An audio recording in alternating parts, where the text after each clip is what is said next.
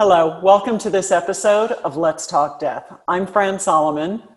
And I'm Andy McNeil. And we are thrilled to be your hosts for these conversations. Let's Talk Death is brought to you by Heal Grief, a social support network creating community after someone has died. Everything we do is inspired by our core belief that no one should ever grieve alone. Our goal with this program is to have a friendly chat with some amazing people so we can help normalize and educate our Heal Grief community. Our guest today is Vivian Nunez. Vivian is a Portland-based writer, public speaker, and content creator. She is the founder of Too Damn Young, an online community and resource site for grieving young adults. Vivian writes and creates content that reminds her community that going through hard things, navigating your mental health or your grief doesn't disqualify you from having a happy life. Vivian has spoken at the United Nations and has been featured by Instagram and on platforms like Forbes, Mike, and Well and Good. Vivian also hosts a podcast called What Happened After. Vivian, we are delighted to have you as a guest on our show. I'm so happy to be here. What a great way to start 2021. Thank you. So, Vivian, before we speak about your work, may I ask you to share your personal grief experience and how it led you to it? Yeah, of course. I feel like there's no way to do one without the other. So I lost my mom when I was 10 years old, and it's going to be actually 18 years on Sunday, January 10th. And that in and of itself was a very unique experience as a 10-year-old to go through. I was pretty much the only person I knew for a very long time who had ever lost someone, but especially who had ever lost a parent. And my grandmother, my maternal grandmother, took on legal guardianship of me at a young age, right when my mom passed away. And as she grew older, she was 75 when she took on legal guardianship. As she grew older, so did I. And eventually I became way more of her caregiver than her mine. And when I was in my early 20s, 20 to 21, she got especially sick, and that really shifted my role as her primary caretaker, where I was making way more medical decisions for her and ultimately end-of-life decisions that I definitely didn't envision myself making as a senior in college. And that's really when my whole career shifted, because I'd been going into school for a marketing major, minor in journalism, very, very gun-ho on making sure that I was going to be a magazine editor. And then life happened, and I suddenly was the owner of this entirely new language on ICU talk, and being thought of as someone who was pre-med in school. Are you pre-med was the question I always got from doctors. And I'm like, furthest thing from it, I'm like business major. And that, though, was a very big moment. I was interning at a Hearst publication at the time. And I couldn't fathom the idea of continuing down that path, because so much of what I was finding was that there was deeper meaning in my grief that I needed to explore on a personal level, but I realized I could give way to on a really communal level. And so I started Too Damn Young about 2-ish months after my grandmother passed away, out of this need to find other young adults who had also lost someone they loved, because there was this huge discrepancy between having lost as a child and also as a young adult. And even as a young adult, I didn't find anyone else to connect with who had similar lived experiences at so many different identity points. So for me, the answer was Too Damn Young. It was writing. It was creating that sense of community on the internet in a place that felt really accessible for someone as introverted, shy, and as unique in the path of the lived experiences I had lived as I did, because the reality was every other 20-something my age wasn't living through the same things. And the internet felt like this place where I could cast a wider net on trying to find those people who I could connect with. I'm curious, when you started Too Damn Young and you started doing this writing and you cast that net, did you find that community? Did you make any connections? And was there anything that surprised you about? Yeah, of course. I mean, I went into it knowing that I was casting the net, but thinking I was only going to do it for a couple of months, right? Like, I was in my senior year of college when my grandmother passed away, and I thought, okay, I'm going to give myself the summer. I am tired. I'm exhausted. I'm anxious. I'm like dealing with a lot in therapy. And come September, I'll look for a 9 to 5 and I'll try to like get my life and quote unquote back on track. Then September came around. I loved building Too Damn Young, and I was like, you know what, I can't fathom going in the direction, because that net that I had cast ended up being this really amazing space that I didn't know existed before, and that I was slowly carving a space in, right? Because I was at that time pretty much one of the only people on like the influencer side of culture who was talking about grief in the way that I was, who was, you know, using Instagram's captions as like these really long essays and mini blog posts, and sending people over to a website where talking about grief wasn't scary and it wasn't all sad, right? It was like this dynamic up and down of, I remember some of my first posts were talking about the fact that like my grandmother's borrowed bed from the hospital that we had in the apartment had to be taken away after she passed away because it was a rental.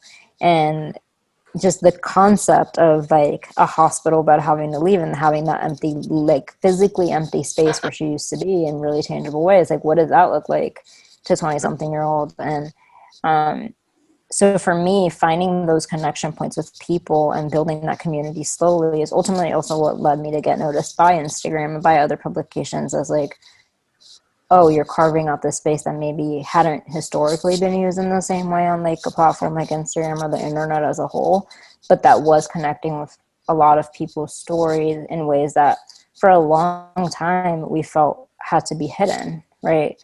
There was so much about being a caregiver at 20-something that felt like I had to hide and pretend like I was carrying it in a way that was much more seamless than I actually was.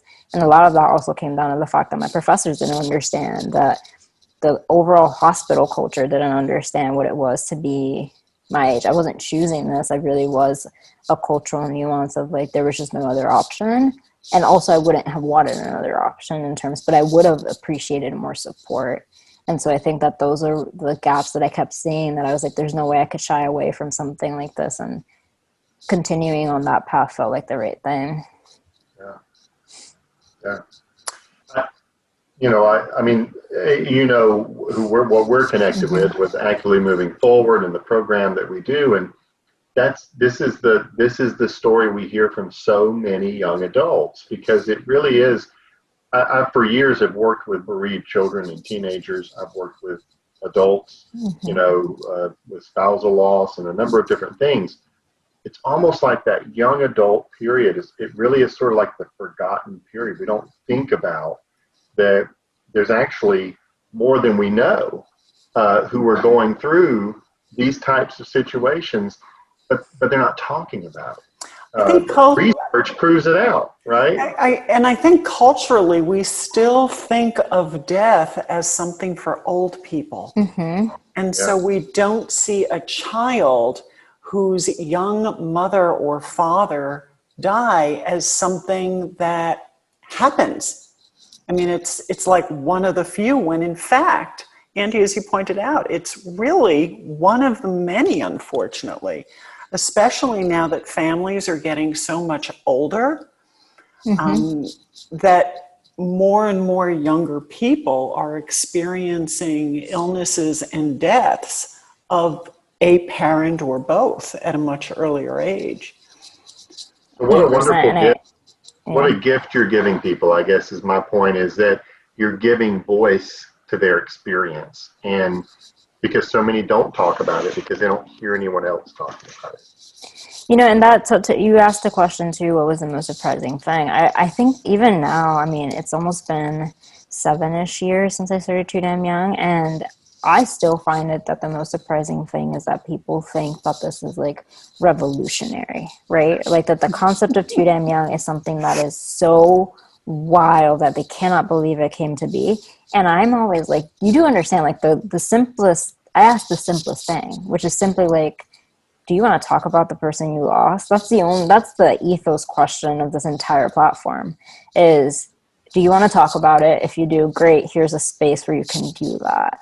And the novelty of that is the reason why we have such a really labored relationship with grief, because the fact is the question is so simple, but also so difficult to sit through, because we're not talking about it on a society level. We're not teaching people how to be on the other side of that conversation when they haven't lost someone, but they need to be an active listener to someone else. And I think that that's the gap that I kept on seeing more and more.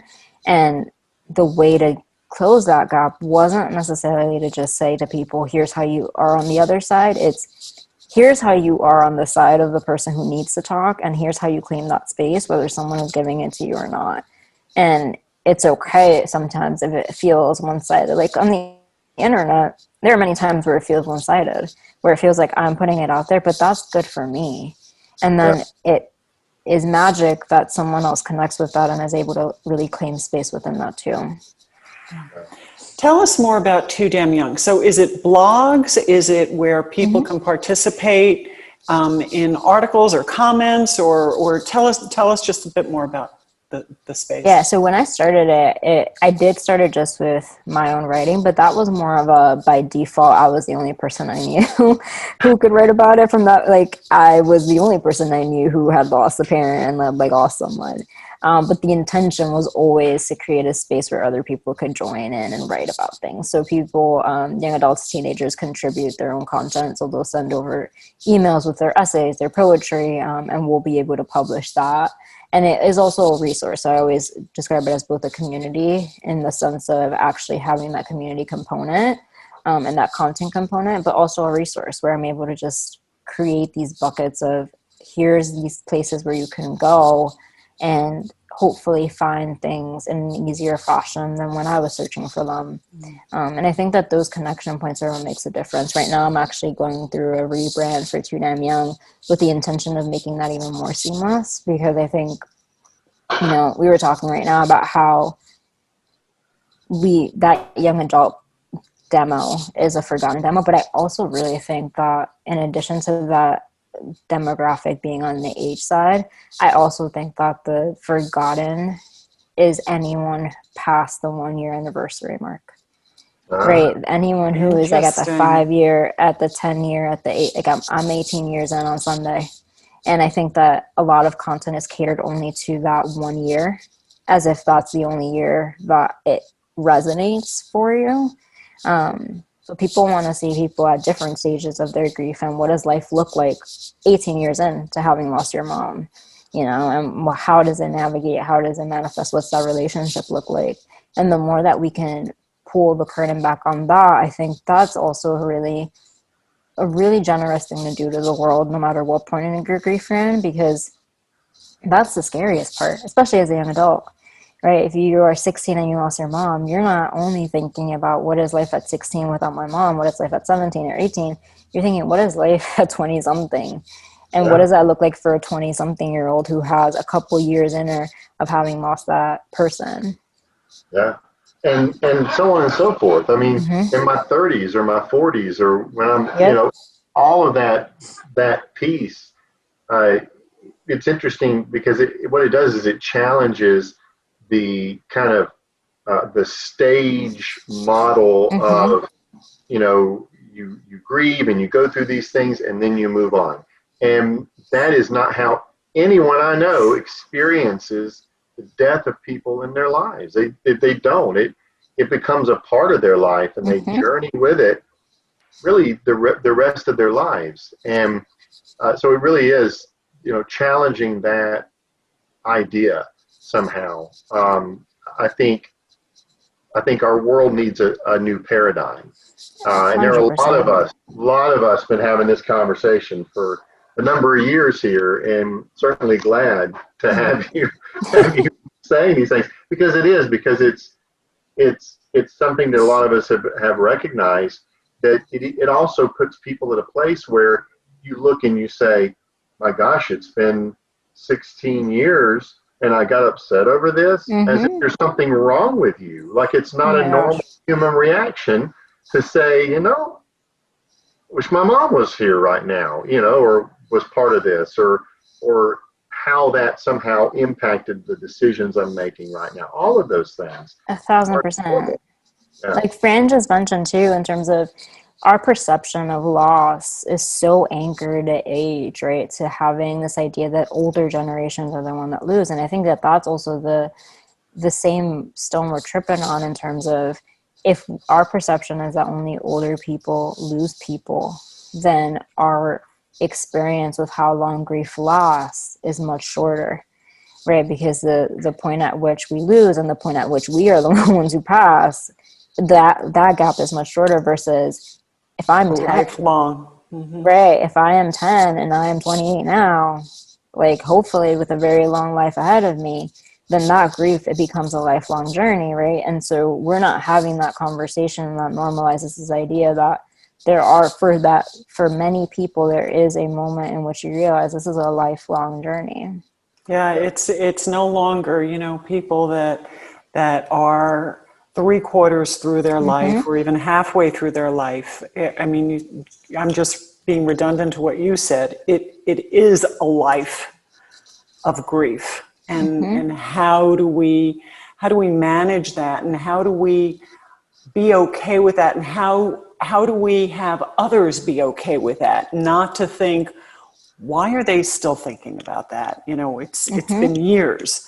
I remember I have a girlfriend, and maybe 20 years ago, she was grieving the death of her brother and her father from 10 years earlier. And I would think to myself, when are you going to get over this? Until I had my own grief experience, until my dad died. And I got it. I understood. I get emotional, 20 plus years today just thinking about him. So it's really that education that it is a lifelong journey. And yes, to your point, we're starting very young with this journey. Yeah.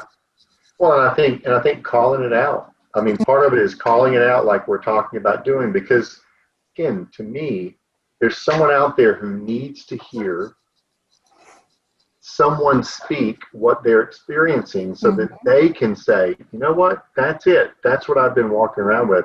I've said for years, I'll walk around in a public place, anywhere, grocery store, wherever it may be. And sometimes I just, to myself, every third person I pass, I think to myself, that person is dealing with something really significant. They are dealing with a loss in their life. It is very significant. Because what happens is, people who are dealing with it, they bury it because they don't think it's okay to say that they're still impacted, right? Yeah. And it's like this, what I've been thinking about a lot too, especially in my writing, is just this idea that just the way we talk about grief in that 1 year gap, we talk about grief, right? We talk about grief being like the overpowering emotion in a person's life immediately after loss. It's 100% of everything, and which is true, right? It is overpowering because it's new, and this is like this new shape that you're trying to figure out how it fits into your life and what it looks like. But I think that the service we do is that, in talking about it as this 100% thing that first year, we don't talk about how in the next following years that percentage goes up and down, and there's years where it's 100, there's years where it's 90, there's years where it's 10, but there's also life involved, right? And the life that folds around it and that navigates around that. I think that that's what people want to talk about too. It isn't just like, how does grief show up at 15 years? I don't know if my 15 can be different than yours, but the reality is that as a 21-year-old who is learning to drink, right, or the 28-year-old who's like feeling like more of an adult than not, a lot of those life experiences are the same. And those are the life experiences that then have to make room for grief that may pop up. So the more that we can, to your point, normalize life as an experience, then we can fold grief into how this is kind of bending and folding into it. Yeah. And the grief is a part of that experience, right? I had someone tell me several months ago, I was having a conversation with someone. They said, when my person died, shortly thereafter, someone was very well-meaning. It was a chaplain or someone said, grief is lasts the rest of your life. And she said, he thought, oh my, what? Like what are you talking? And it was distressing to her, right? And it's where I have conversations with people that say our language really matters. Yeah. You know, grief is this thing that we do fold into our lives, but it's different intensities at different times, all these things. But it's life, right? And so, you know, how do we articulate it in such a way that it coincides with what our experiences really are in life? And to me, that's a big piece of it too. Is, you know, what does that look like, and how do we do that? You know, so.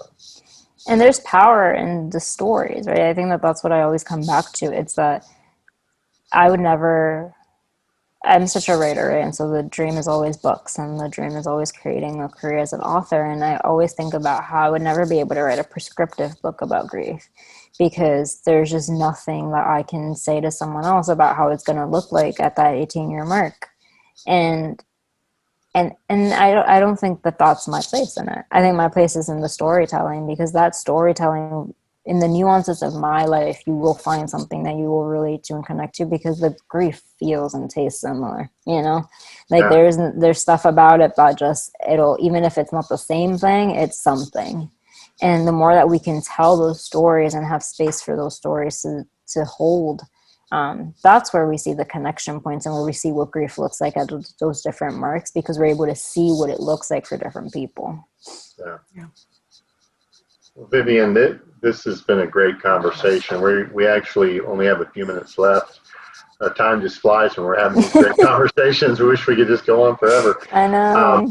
But before we do end our time, people who are chiming in, they want to know how they can connect with you and your work, and how might they do that? Of course. So you can find me on Instagram at Viv Nunez, across all social media. I'll make sure to send those links over too. And then toodamyoung.com is the community and resource for young adults. Viv Nunez is where I publish my own writing. But I'm pretty much easily found on the internet, which is the best place to be sometimes when you're trying to have these conversations. Sure. Vivian, again, thank you so much for being a guest here on Let's Talk Death, and for sharing the inspiration behind your work and your personal journey. Of course. Thank you all for having me and for making this space. Like you said, it brings everything full circle. Great. Well, thank you. And thank you to those who are joining us for this episode of Let's Talk Death. If you would like to learn more about Heal Grief, please visit us at healgrief.org. At healgrief.org, you can learn more about all of the programs and resources of Heal Grief, including our national network of support for grieving young adults called Actively Moving Forward. And you can also learn about the AMF app. And if you are a bereaved adult, join our AMF app community, where adults of all ages connect with others who are experiencing a similar death loss.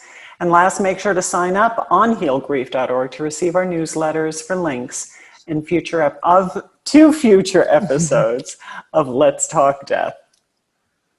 And again, thank you for joining us, and we will see you next time on Let's Talk Death.